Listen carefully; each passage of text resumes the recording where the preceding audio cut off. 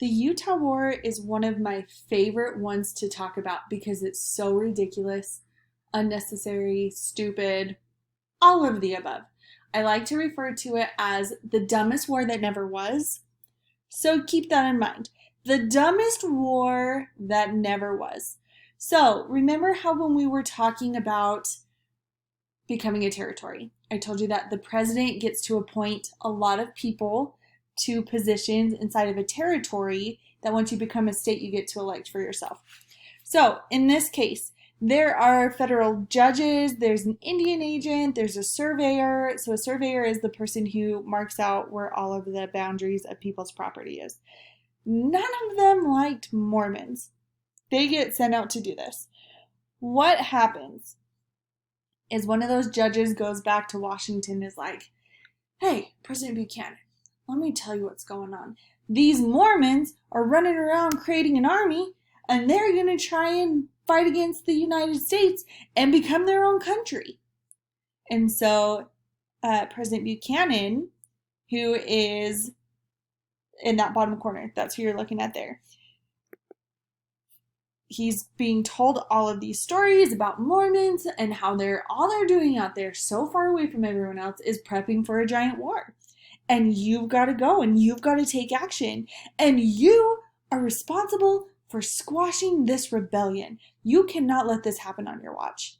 And so President Buchanan's like, you're right. I cannot allow that to happen. I would never allow that to happen. Prepare for war. Okay, couple of things with that. If you really sincerely think that people are going to be gearing up to fight against you, that they're out to get you, that they're just like licking their chops waiting to attack, do you think that you should take the word of one person who's been out there, who you know doesn't like them? No, absolutely not. You do not go to war over something like that. You have to verify. You need to have like a third party who's completely neutral go out and check it out and see if that's what's really happening. But President Buchanan does not do that. He's like, organize the supply wagons, get the horses, get the weapons. We are going to squash this rebellion before it starts. And he's like really, really into this. So they get everything ready. And he sends them out on what they call the Utah Expedition. The Utah Expedition. This is where things get a little bit crazy.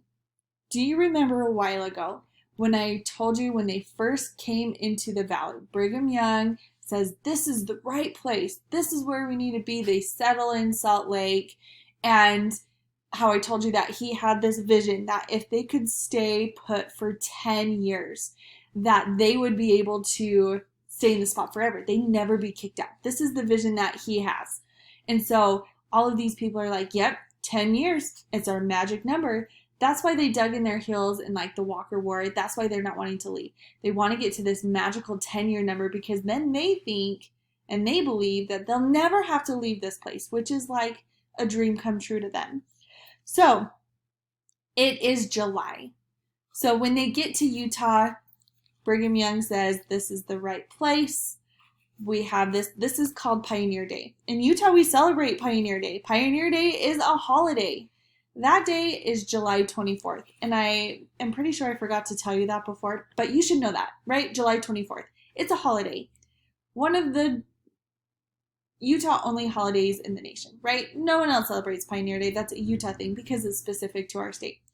So they are gearing up for the Pioneer Day celebration 10 years after they've arrived. So it's 1857, because remember that was 1847 that they arrived. So in 1857, they start preparing for this big celebration. They want this 10-year celebration to be really special. As they're preparing for this, a writer comes in and is like, you guys, President Buchanan sent an army out. They're coming to fight. They think that you have created a rebellion and they're coming out and they're going to fight you. So, a couple of things happen. One, they're like, we've got this war coming. we're preparing for the celebration, but we can't prepare for a celebration because we need to switch gears and we need to be ready to fight. They're starting to feel all of those feelings of persecution. So remember, they were kicked out of New York. They were kicked out of Kirtland. They're kicked out of Missouri. They're kicked out of Nauvoo. They're kicked out of all of these places in very violent ways. And now an army is coming to them. Most of the people who live in Utah experienced that, all of those, or some of those, when they're kicked out of different places. So all of these feelings come back up to the surface. All of these feelings of persecution, of having to leave, of having to start again, of the unknown, all of these things are starting to build up, and they start to freak out. They really do. They're like, we can't do that again. We can't possibly do this again. And so they start really freaking out. So they're like, okay, what do we have to do to slow these down? They start getting practical about it. They're like, well, by the time the army comes here, they're going to need to resupply. The first place that there is for them to resupply is Fort Bridger. We're going to burn it down. We're going to burn down Fort Bridger. When we talked about Mountain Men, when we talked about Jim Bridger, I said the Mormons will buy it for him and they'll burn it down, and I'll tell you about it. This is why. There's an army coming, and they do not want that army to take their supplies from their fort and use it against them. So they're like, nope, get everything out. We're burning it down. So that's exactly what they do. They burn down their own fort. They burn down this station that has helped so many people get to Utah in that final stretch. Another thing that they do is they're like, the last 2 times we've built a temple, they have taken it and they've completely destroyed it, and then they burned down our temple in Nauvoo. We cannot have them do that to our new temple because this is going to be the most beautiful, perfect thing we've ever created. They had started to build the temple in Salt Lake, the big one with the spires and stuff. And so they hadn't got very far. They had just done the footings. So all of the foundation now, but it's just the outside. So what they did instead is they covered it up. So everything that they've done to this point, they cover up and they make it just look like a field because they do not want these guys coming in and destroying this temple that they've worked on for at least a year plus at this point so far.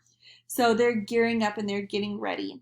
Another thing that they do is they send all of the women and all of the children to Provo because they do not want any situation like Hans Mill where they just killed Mormons indiscriminately, and it didn't matter if they were men, women, or children. They just killed them all. So they sent all the women and all the children away. Most of them went to the Provo area. Okay, so the guy who's in charge of the army, his name is Johnston. So we'll call it Johnston's army at this point. Yes, it's President Buchanan who sent them, but Johnston is the one who's in charge of this army. He stops exactly where Brigham Young and the Mormons and the settlers believe that they'll settle. They stop for at winter time to make camp at Fort Bridger. They're like, yep, Fort Bridger's there. We'll be able to house ourselves there. We'll be able to use the supplies to get us through the winter. We'll be able to be all set so that when the snow thaws, we can go down into Salt Lake and take care of this. Well, when they get there, there's nothing there. All of it is burned down, so there's no shelter. There is no supplies left, and so they have to just use what they brought. They were not planning on having to have what they bring last them through the winter, so they immediately go on rations. So when you're rationed, you take the normal amount of food that you eat for the day, and you take like half of it. So if you're on half rations, you're all of a sudden eating half as much as you would normally be eating in a day. So this is going to make them a lot weaker. It's going to make them not happy. I would be really hungry and hangry all of the time, and it does not put them in their best physical or mental condition to be ready to fight in the spring. So it weakens them. Plus they have to go and use a ton of energy to build places to actually be sheltered through the winter, because we all know winter in Wyoming is not going to be pretty. It's not going to be something you're going to want to do in a tent. So all of that's happening. Because they're stopped for the winter, they're just sitting there. All the people on the east are like, wait a second. The president sent an entire army out to Utah because of a rumor? That doesn't make any sense. Why would you do that? Whose rumor started this? What is happening? And they start to question what's going on, and good for them, because that's a really stupid reason to send people out to go fight, right? So the people start questioning it, which is really good. The newspapers start to refer to it as Buchanan's blunder. Buchanan's blunder, the fact that he sent an entire army out to Utah to fight him on a rumor. You do not act on rumors. There's a life lesson for you as well. Verify before you act. All right, so then there's this guy. He is the governor of Pennsylvania. He is friends with the Mormons. He's known Mormons then even as throughout their travels. He got along with them really well. And so he's in the picture now. And he goes to President Buchanan, who's under a lot of pressure from the media. And he's like, hey, I know these guys. Why don't you let me ride out, go see if they're actually starting an army, if they're really planning a rebellion. And I know Johnston, and so I can be the mediator between them two. Because the other thing that he did is President Buchanan sent out a new governor. Because he's like, if the Mormons are going to start a rebellion, then their leader, Brigham Young, cannot possibly be the governor anymore. So he sent out a replacement for him as well. His name is Governor Cummings.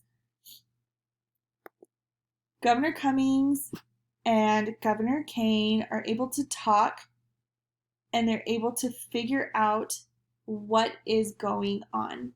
They go into Salt Lake. They meet with Brigham Young. Brigham Young's like, nope, it's a huge misunderstanding. And then with that, they're like, we're just here, and the only reason that we burnt down the fort is because we were afraid you were going to come in here like a bolt of lightning and not even ask us what was going on before you started killing us. It's happened before. Once Governor Cummings, Governor Kane, and the former Governor Young, Brigham Young, all talk, resolve this. Then they go back to that Fort Bridger area. They talk to Johnston, who's the head of the army, and they're like, nah, dude, this is a huge misunderstanding. You're not going to go in there and fight. You guys no, this is not what's going to happen. And they're like, okay. So they still have orders to go into Salt Lake. Johnston still has orders to take his military into Salt Lake. So at this point, they are not going to fight him. What they're going to do is they're going to be in a supervisory role. So they're going to look out after the Mormons and be the eyes and ears of the president to make sure that nothing of this could possibly happen. So they're going to go down. They're going to be allowed to walk through Salt Lake to where they're going to make their own camp. The camp is going to be known as Camp Floyd. When they go through town, they are not allowed to go off of the street. They're not allowed to go and loot. They're really worried about the army going through and just taking whatever they want. They are going to go and they are going to make their own fort. They are going to stay there. They can come and trade with the people. The people can go and trade with them. They will kind of become part of society, but definitely separate from society. So they walk through town. Salt Lake is completely empty. Remember, at this point, there's only men in Salt Lake. They're going to be inside. They're ready to fight, but they're not going to fight unless they step out of line. So it's very, very tense. But they do. They go through. Nothing happens. Governor Cummings takes over as governor officially. Brigham Young is now only the president of the church, not the governor of Utah. And they make this place called Camp Floyd. Camp Floyd is going to be a huge military base, and it eventually becomes the third largest city. When they come into town, they bring a huge influx to the economy. They're going to be buying stuff and getting supplies and stuff and putting money into the economy, which is really good. The army is going to leave only after being there 3 years because the Civil War starts and they have to go fight for the Civil War. When they leave then, they are going to leave a bunch of their supplies because they don't have time to pack it up. So it's also going to boost the economy then. At that point, Governor Cummings, whose picture you're looking at, is like, I hate Utah. I'm going to leave too. And so that is why the Utah War is the dumbest war that never was, because there was never actually fighting. No one got killed. It was just a great big giant misunderstanding based off of rumors.